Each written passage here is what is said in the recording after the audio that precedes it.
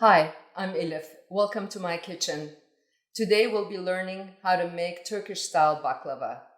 The word baklava in Turkish means diamond-shaped, but I'm going to completely sidestep the hot political issue of who invented baklava. Every nation in the Middle East, plus Greece, lays claim to this delicious dessert.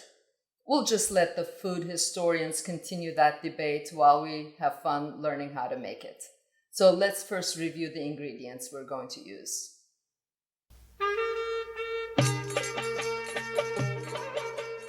Main ingredient is a box of filo, which is paper-thin dough you find in the refrigerator section.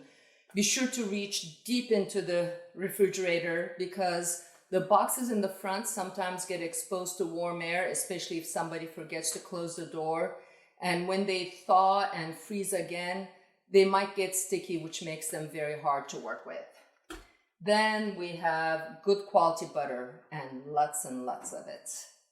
The rich taste comes from chopped walnuts. You want them size of a pea, maybe just a little smaller. Lately in Turkey, they've also been making it with pistachios, which is delicious. And here in Texas, I've substituted pecans, and that works really well as well. So now we come to the sweetness. It's not from honey like many people think. It's just a simple syrup flavored with fresh lemon juice. It's water, sugar, lemon juice.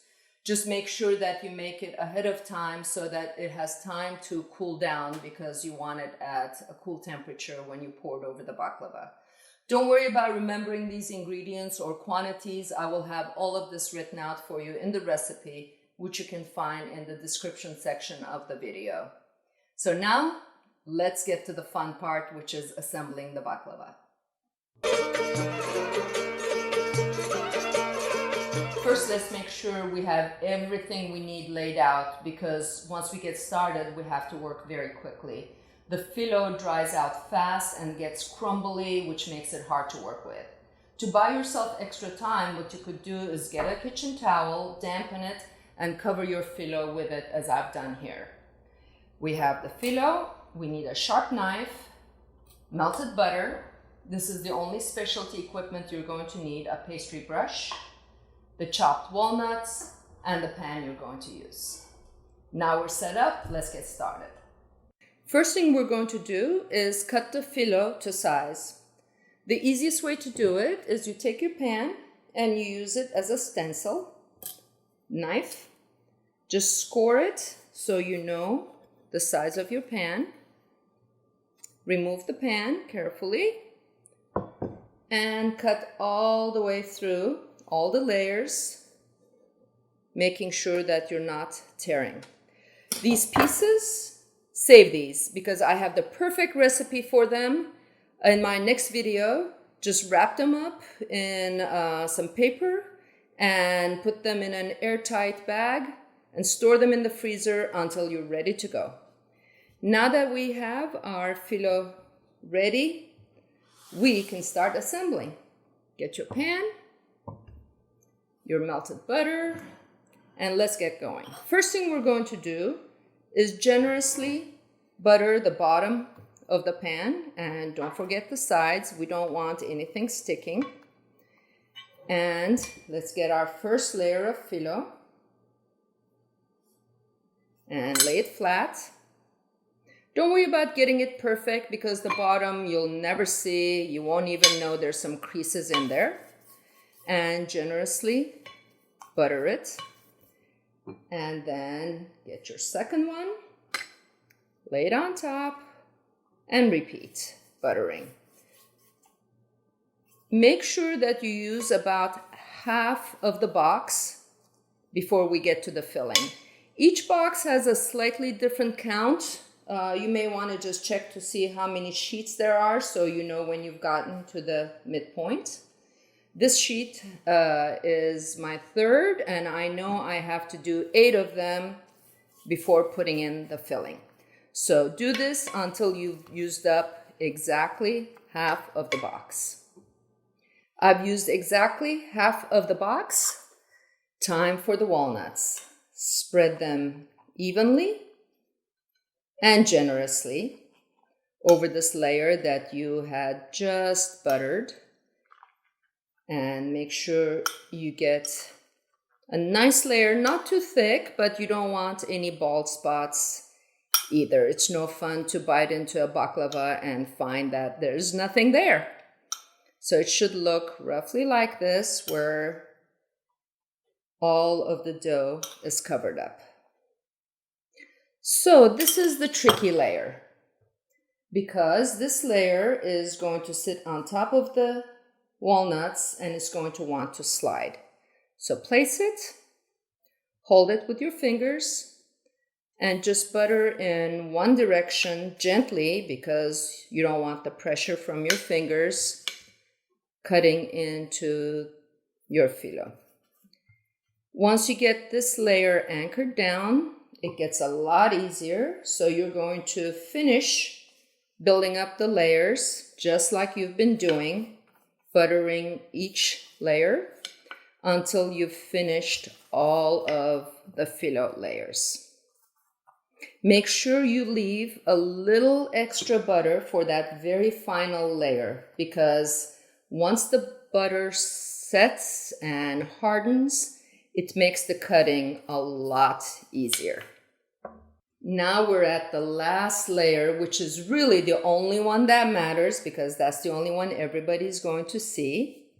Lay it down perfectly. And remember, I told you to leave a little extra butter. This is where it goes. Spread it evenly. And if you're frugal, like I am, you're not going to want to waste any of that melted butter, which is why I have this little spatula to get the last of the butter out of there and onto our baklava. Now we're going to give it just a few minutes, maybe 5 minutes, for the butter to congeal. If you're working in a warm spot and it's not congealing, you can even put it in the refrigerator for a minute or two, because you will see how easy it makes the baklava to cut once that butter sets.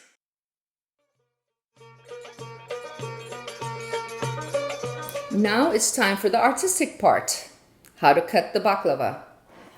Move the pan away from you. First, we're going to make the vertical strips. We want them about just a little over 1 inch wide, or if you speak metric, that's about 3 centimeters.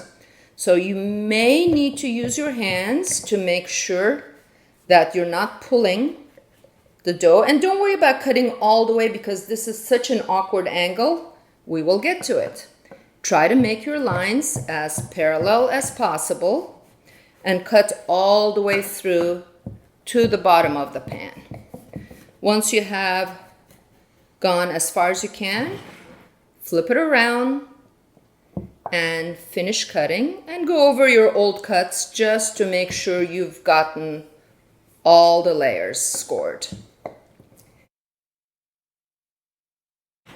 This is the tricky part. We're going to put the knife in the corner at a 45-degree angle.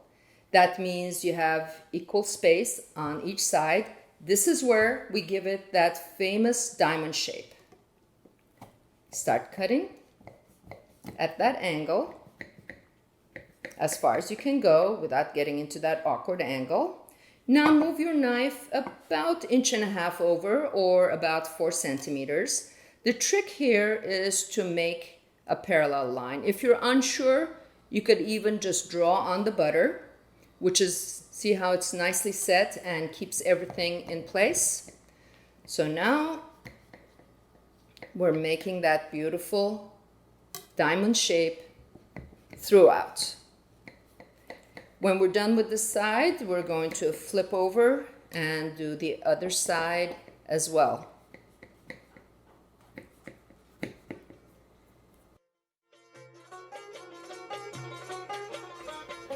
All right, now we're done.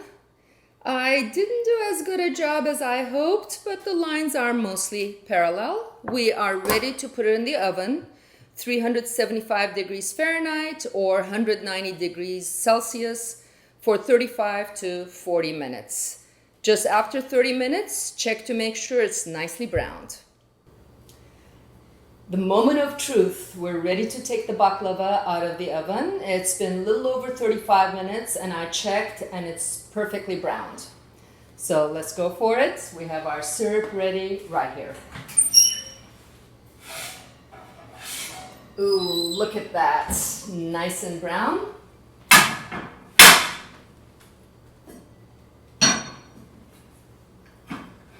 We're going to start pouring. And it's going to look like a lot, but don't worry because it is going to absorb a lot of this, and a little extra syrup just makes it tastier. And when you have everything covered, don't drown it, just enough to cover. We're going to let it cool down just a little bit to allow it to absorb all of this syrup. And then you can take a spatula or a fork and place it on a platter to serve.